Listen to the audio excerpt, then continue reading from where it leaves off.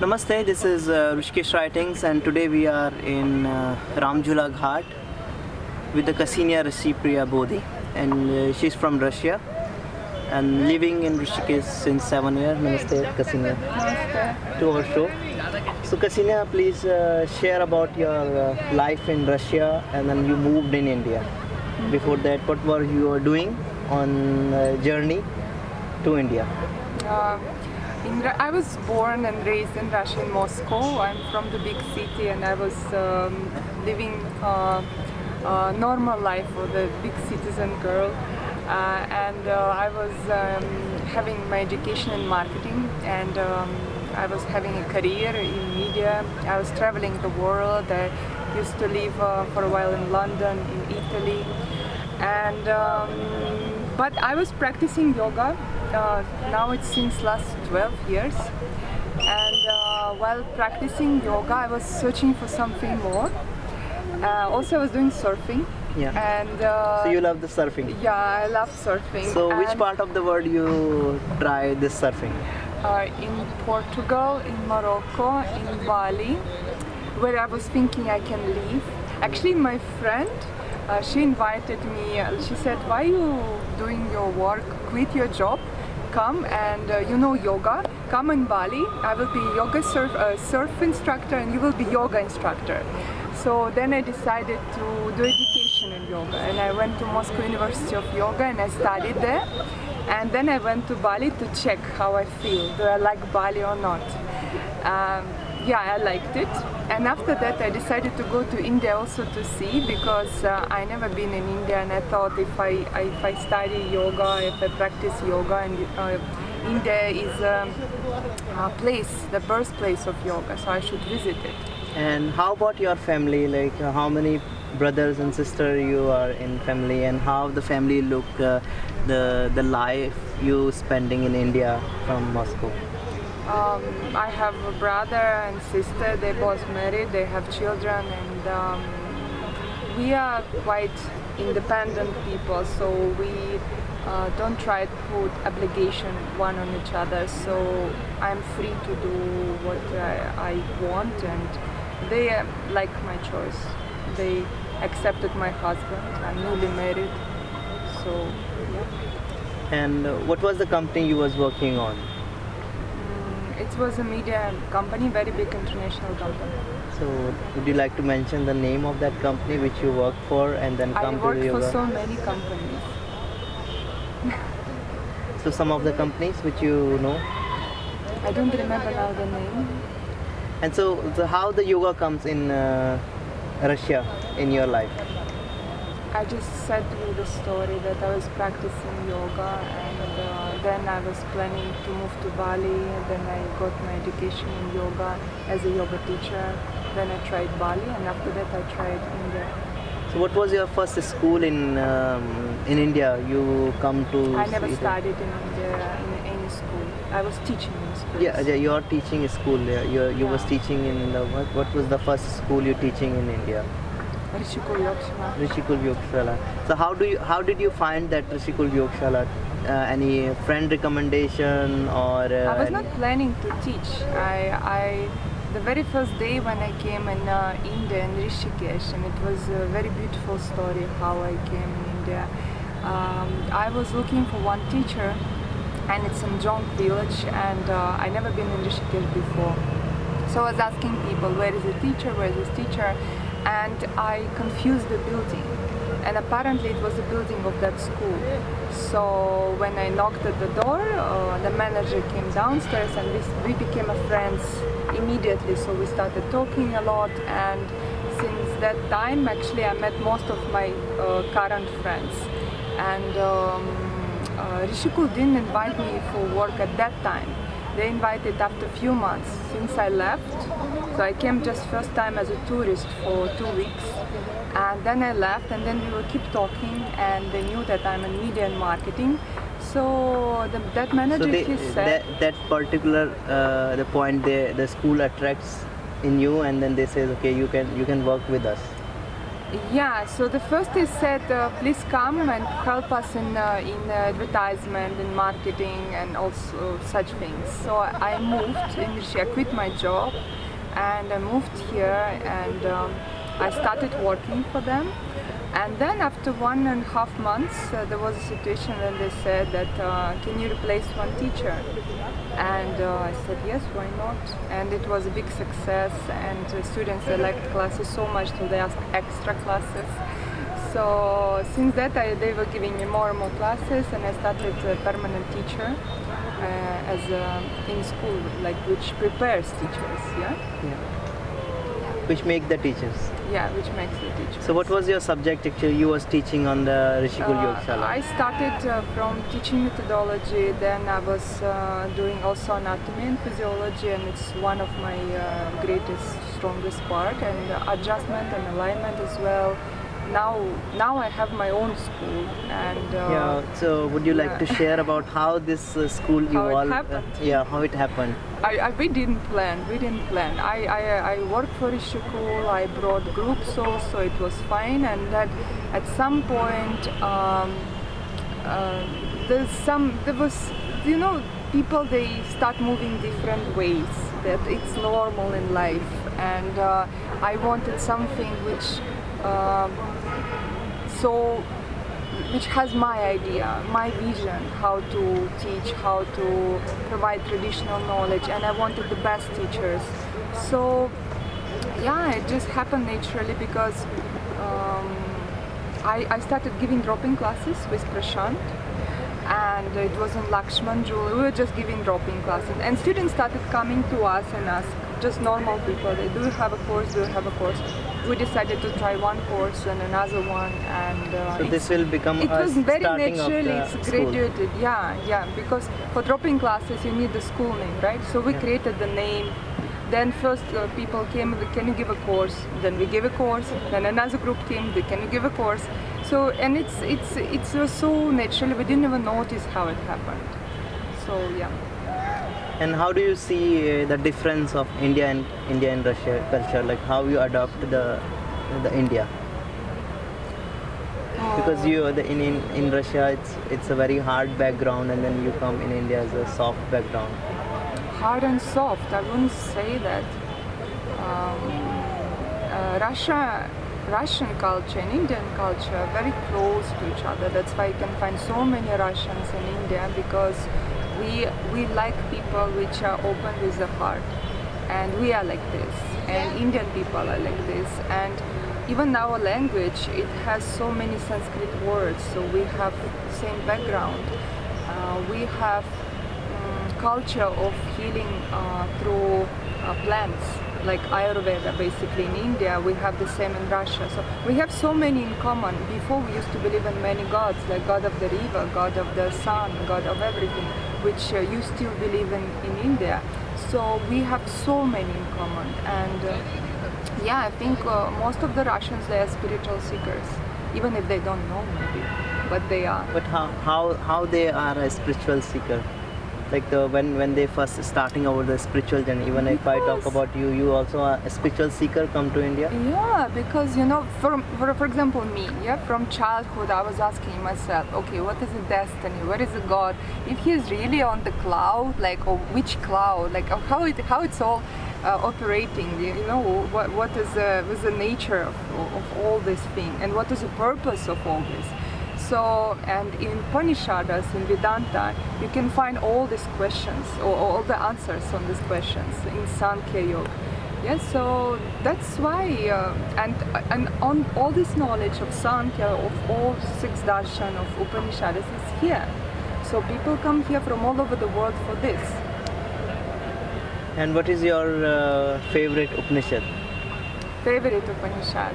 I don't know. Now we are studying with my Guruji 10 Upanishads of that Shankaracharya, and the very first which impressed me was Ishavasya Upanishad, and it's so simple, but it's so, I don't know, it explains you so easily the things, so everything becomes clear. And how do you find your husband in Rishikesh? how did I find him? Yeah. I was not looking for a husband, but we used to work together in Rishikesh. Now you're living in Rishikesh since 7 years. Yeah. We used to work together. Prashant was a star of Rishikesh Yogashala, and we met. So you took the star from Rishikesh? No, I never took. I think like the shining star from the school, now it's come in your pocket. No, I don't believe this, because he came to me and took my heart, you know. It was, I don't know, the first time we met, it was in a school, we talked a little bit, and then after 1 year we talked a little bit more, and then they put us to work together for Russian group. There was a Russian TTC, my first TTC. It was 5.5 or 6 years ago. Yes, then when we started feeling for each other, then it was a long journey. Before we married, it was 5 years long journey, and we married this April. How do you find the first Prashant family accept you, or like your none of the families, not mine. How is this happen? Like None of how the difficult families. it is for you to make understand both the family? It was very difficult because not my family, they didn't accept, not his family, they didn't accept. It was not easy job, and I think just through time and our dedication to each other, and that we were serious, and they saw it and they started trusting it. Yeah, they saw our loyalty to each other, that we are serious, and they saw how we are growing together. We're having school together. What is the name of the Guruji you're learning? Harsha ji. Yes, he's a great Vedanta teacher. He knows Sanskrit perfectly. He wrote a book about Ashtavakra Gita, the commentary to Ashtavakra Gita. And, so he write his own perceptions to after understanding the Gita. You can because say there so. is a many the seekers, the scholars who write the Ashtavakra Gita. Yeah, absolutely. There are many Gurujis here in Rishikesh, but I'm lucky with my Guruji because he is a Vedantic, and he's an Advaita Vedanta, which is a final philosophy of liberation. And I'm on that path. So for me, this is nothing can be better than that.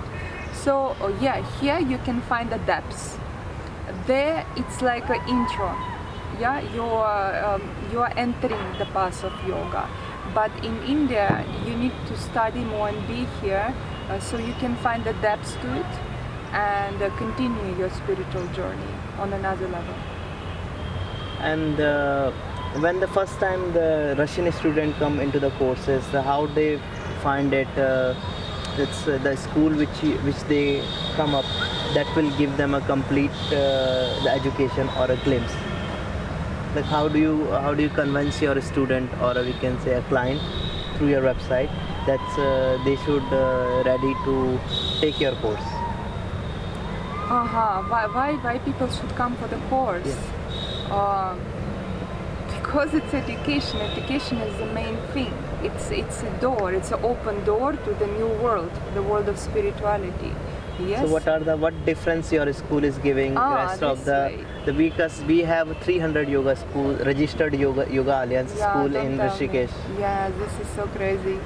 And many of them are not functioning actually. Yeah. So what are your thoughts about these schools, like the registered yoga I don't know alliance anything about those schools, but I know about our school. First of all, our strength is our teachers, and our education is very honest. We are not just giving, new makers, because sometimes even in Rishikesh you can find so many people who just learned yoga yesterday. They learned the handstand, and now they're teaching prenatal yoga or something like that. So it's a crime for my opinion. But we are giving very deep knowledge. It's the first thing. Second, we are very honest with our schedule, because nowadays you can find even TTC 200 hours within 3 weeks. Yeah. But, so what's your thought about that 200 hour in 25 days? I don't know how days? they manage this. I mean, it's not possible at all. So that's hard job for them. But see, depends. This is depends on your purpose as a school. Those students you will attract.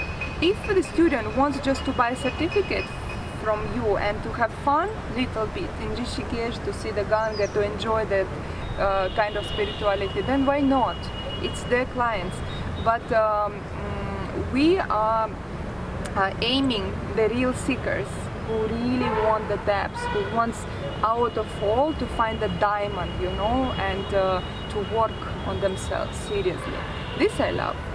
And when you was in a journey of your own, like finding yourself, yoga and things, how many cities you visit in India? In India? To learn a different master, about... You know, most of the time I was in Rishikesh. I didn't even travel that much. I traveled, but mostly already for inspiration, you know, like I went to Arunachala, yes, I went to Varkala, to Kerala. It's also kind of a hub of yoga, and one of my pranayama teachers, he is from south and he is so strong and incredible. So, but most of my experience in yoga was here in Rishikesh. I don't need to go far, you know. But here you need to really to find the real one, because it's so easy to get mistaken here. How do you find a real teacher in Rishikesh? Like because it's a one umbrella, but there is a many mushrooms there. So how do you find the one mushroom? It's kind of a gambling. I don't know what it is. It's hard to find, because especially when you are fresh and naive and you are trying to find everywhere that spiritual gem, and there are so many people, and you know, externally it looks so attractive, and that speech is so beautiful, but I saw some fake babas. I know them, but mostly I was lucky, I would say. I don't know how it happened, but I was lucky. Maybe because Prashant was with me and he was protecting me. That's possible. So, what are the best moment or best places you love about this city? Rishikesh? Yeah. Oh, everything. Ganga is still pure and clean, and the view of the mountains all the time. And I like people. People, even if someone is trying to be fake guru, they're still so cute and naive. So how do you find that particular fake guru? So do you have any kind of parameter to know about it? Because you can ask them a little bit more questions about the Upanishads or Vedanta, which I already know. I can check them, and they don't know anything, and they start talking the same about love and devotion and bhakti, and also you can see what they want from you. You can feel it, that they want something. Real guru will never want anything from you. He wants to give. He wants to share. He's a giver. Yes, he's showing you the path. But the fake guru always wants something from you. Rather, it's a fame, advertisement, promotion, money, anything, and even more.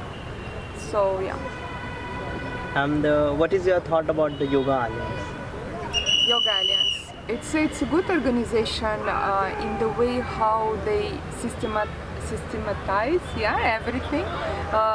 But of course, this is American organization. Of course, they are very smart of making money. But if not them, they couldn't. Maybe in India, it's very hard to organize the processes. So they did this. They organized the process. Otherwise, then definitely every babas on every stone will start teach you and give you certificate. That's for sure. But at least now there is a system which can. It's not easy to register in Yoga Alliance. Before that, it was very easy to register it. Now there are so many things to write down, to fulfill, that it's not that much easy. And also you need to have real teachers, so it's serious. And that's good. That's good. Yeah, I think it's nice to have it.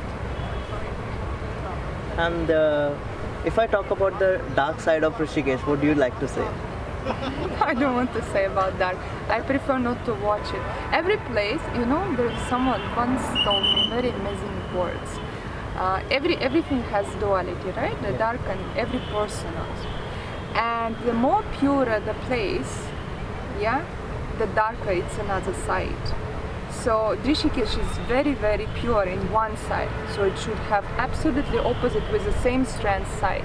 So basically, all the craziest, darkest people, they are hidden in the most purest places.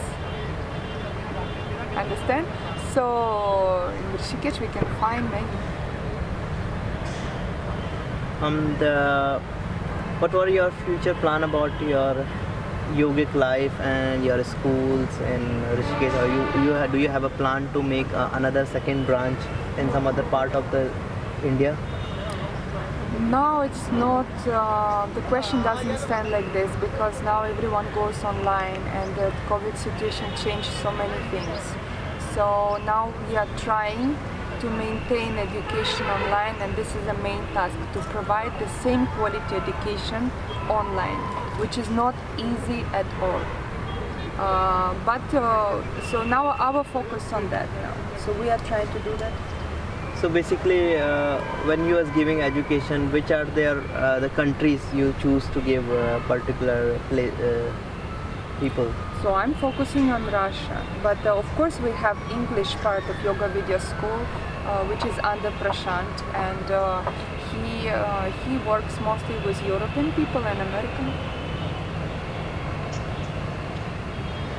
And if I talk about the food, so what is the best place you love to be in Rishikesh to eat your food? So do you have another good taste? I have Gangavi cafe. No, I like I like to eat at home because I cook Indian food. I love to cook by myself.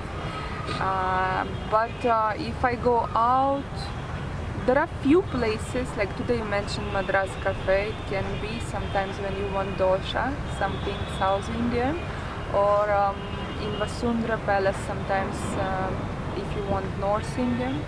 Rajasthani is good for sweets. Ganga view is good for the view. So there are few places. Yeah, there are some. And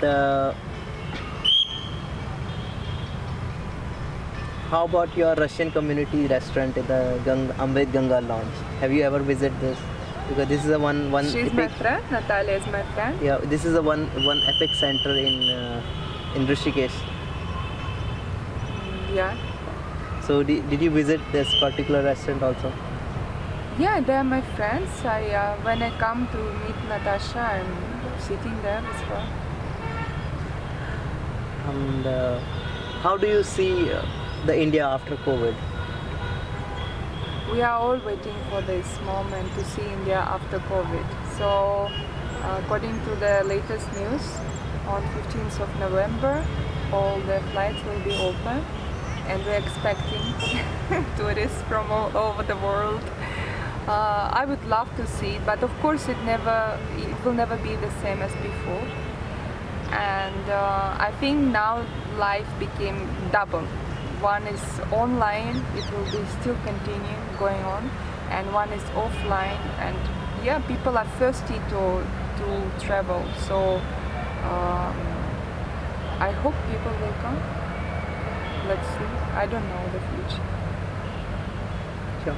Thank you very much for being your time. Thank you so much to you. So you can follow the Ksenia on Instagram. Yeah, you can follow me on Instagram. What's your handle? Ksenia and underline Rasapriya. So we will bring you another stories from the Rishikesh city, and thank you for being with us. You can follow us, and if you love our content and work, so you can write down your thoughts below our videos. Namaste. Thank you very much.